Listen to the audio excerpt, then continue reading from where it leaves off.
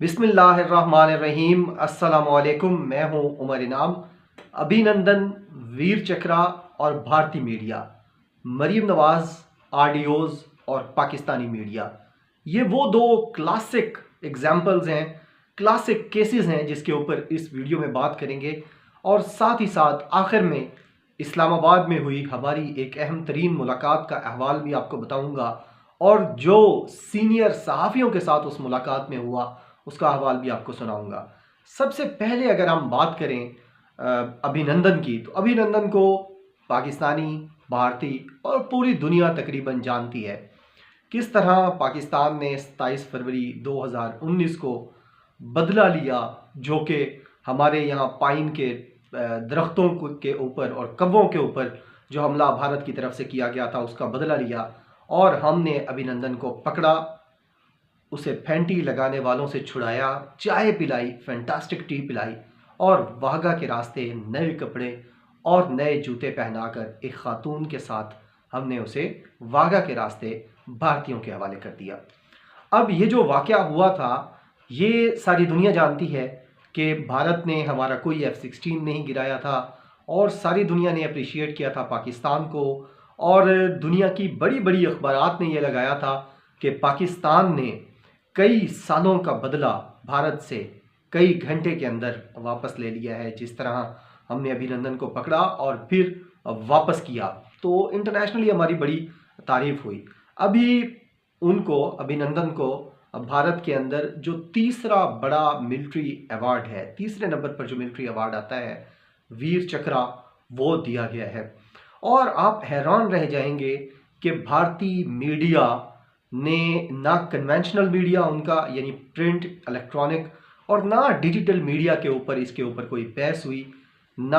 हालांकि ये पता मीडिया को भी है, अभिनंदन को खुद भी पता है, और भारतीयों को भी पता है, भारतीय हुकूमत को। और जिस कमरे में उनको ये अवार्ड दिया जा रहा था, तो उस कमरे में मौजूद जो 99% पर्सनैलिटीज़ थी, उनको ये पता था कि ये झूठा एक पूरा ड्रामा किया जा रहा है।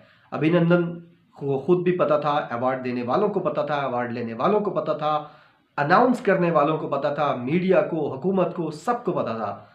लेकिन आप देखें कि 5th जनरेशन वॉरफेयर की ये बेहतरीन एग्जाम्पल है कि किस झूठे आदमी को और यहाँ चपेड़ें खाने वाले बंदे को उन्होंने तीसरा आला तरीन मिलिट्री अवार्ड दिया, और किसी मीडिया शो में उसको डिस्कस नहीं किया गया, और ये नहीं कहा गया कि भाईजान, अमेरिका की जिस जगह से आप, जिस कंपनी से आप लेते हैं त्यारे, तो जब भारत ने ये अनाउंस किया कि जी हमने F-16 गिरा दिया है, तो आप क्या, पाकिस्तान के F-16 को काउंट किया गया, और वो काउंटिंग पूरी थी। और ये भी हमारे एग्रीमेंट में है अमेरिका के साथ कि हम जंगों के अलावा किसी जगह पर भी F-16 को इस्तेमाल नहीं करेंगे। तो लिहाजा हमने F-16 उड़ाए नहीं, भारत ने कोई गिराया नहीं।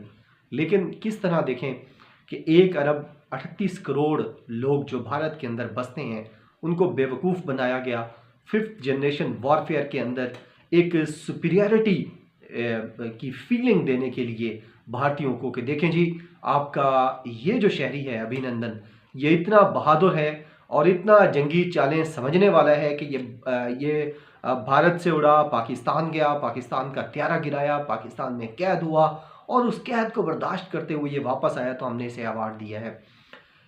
कौमें इस तरह करती हैं, सारी कौमें इस तरह करती हैं। लेकिन आप उनकी मीडिया की रिस्पॉन्सिबिलिटी देखें कि मीडिया ने ना ट्विटर के ऊपर, ना फेसबुक के ऊपर, ना प्रोग्राम्स के अंदर, और ना ही अखबारात के अंदर इसके ऊपर सवालात उठाया। मैंने तकरीबन 24 घंटे इसके ऊपर रिसर्च की है। किसी बड़े टीवी शो ने भारत के अंदर, 100 तकरीबन चैनल है उनका, न्यूज़ चैनल्स जो हैं, किसी शो ने, और 4 शोज़ हर चैनल पे होते हैं, यानी 400 शो रोज़ होते हैं, और किसी शो ने इसके ऊपर सवाल नहीं उठाए।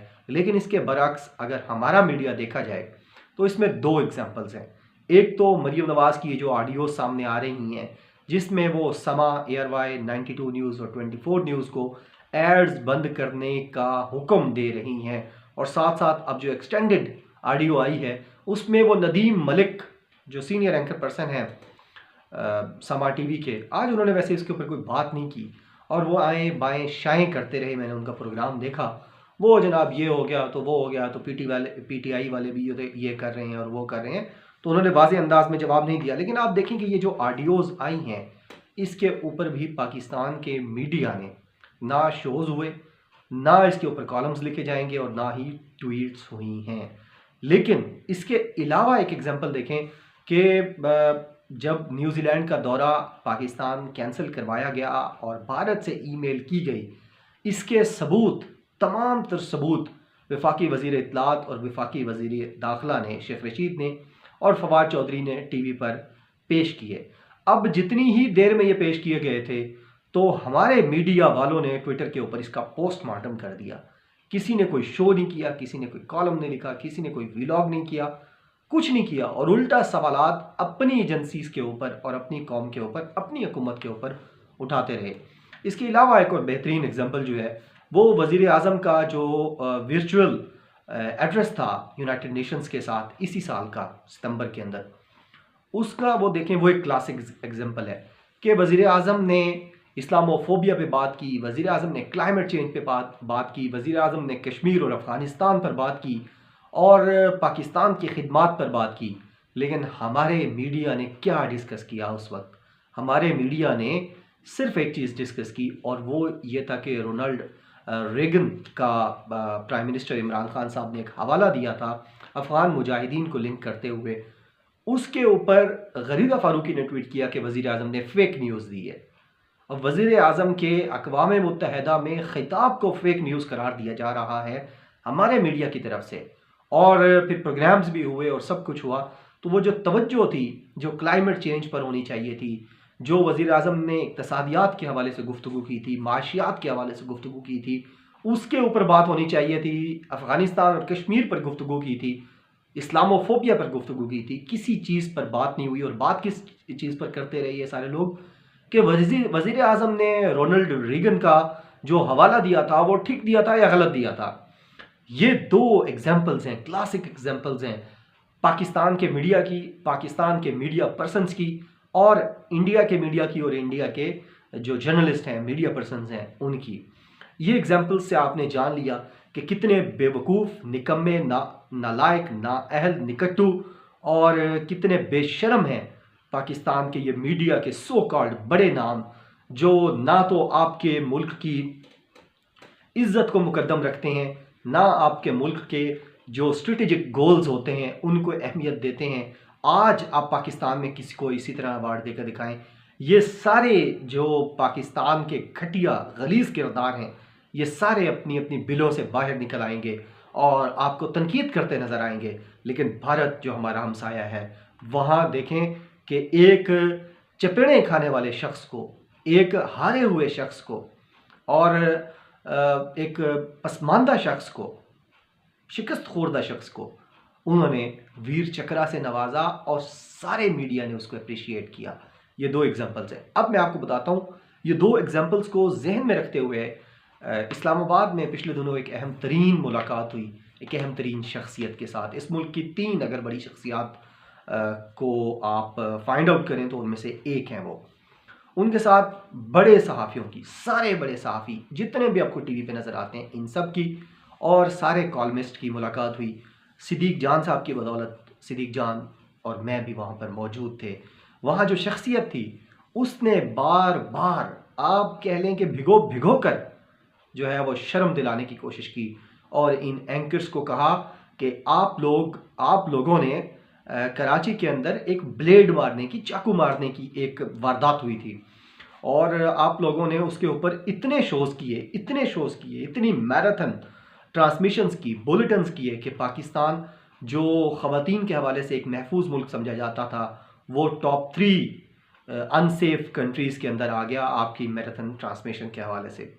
उसी अहम तरीन शख्सियत ने तमाम एंकर्स को आईना दिखाते हुए, शर्म दिलाते हुए, एहसास दिलाते हुए और इनको बार बार उस शख्सियत ने शर्म दिलाई और बाकी लोगों को अप्रिशिएट किया उन्होंने जो अच्छा काम कर रहे हैं, जो खसूसन ज़्यादातर जो फ्रीलांसर्स हैं। लेकिन इन मीडिया वालों को ये जो शाम 7 से लेकर 11 बजे तक पुतली तमाशा करते हैं, ड्रामा करते हैं, इन सब को कहा गया कि आप ना तो क्लाइमेट पे बात करते हैं, ना आप पॉपुलेशन कंट्रोल पे बात करते हैं, ना आप इकोनॉमिक फ्रंट के ऊपर बात करते हैं, ना आप मुल्क में फॉरेन पॉलिसी किस तरह बेहतर हो सकती है उसके ऊपर बात करते हैं, ना आप एजुकेशन और हेल्थ के ऊपर बात करते हैं, ना आप डेवलपमेंट ह्यूमन डेवलपमेंट के ऊपर बात करते हैं।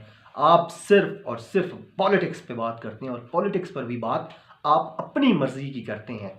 आपके पास कोई रिसर्च नहीं होती, आपका कोई एजेंडा नहीं होता प्रो पाकिस्तान, और आप सब कुछ वो बेवकूफ़ाना चीज़ें कर जाते हैं जो एंटी पाकिस्तान होती हैं। और जब वो अहम तरीन शख्सियत इनको भिगो भिगो कर मार रही थी तो इनके पास जवाब देने को कुछ नहीं था।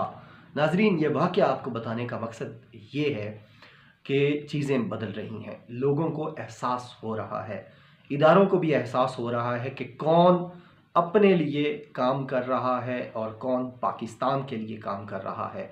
जब आसिफ गफूर साहब ने कहा था कि मस्बत चेहरा दिखाया करें, तो ये बिल्कुल नहीं कहा था कि आप जो है वो कोई गलत खबर ना दिया करें, बल्कि आपने ये देखना होता है कि जब आप कोई ख़बर दे रहे हैं तो उसमें किस शिद्दत से या किस अंदाज से दे रहे हैं।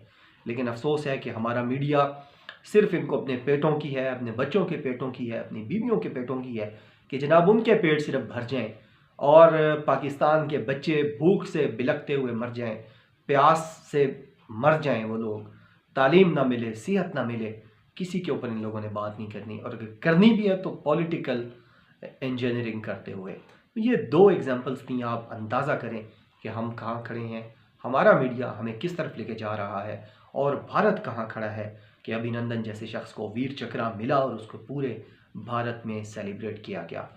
उम्मीद है आपको वीडियो पसंद आई होगी। अपना बहुत ज़्यादा ख्याल रखिएगा, मुझे अपनी दुआओं में याद रखा कीजिए। बहुत शुक्रिया। अल्लाह हाफिज़। पाकिस्तान जिंदाबाद।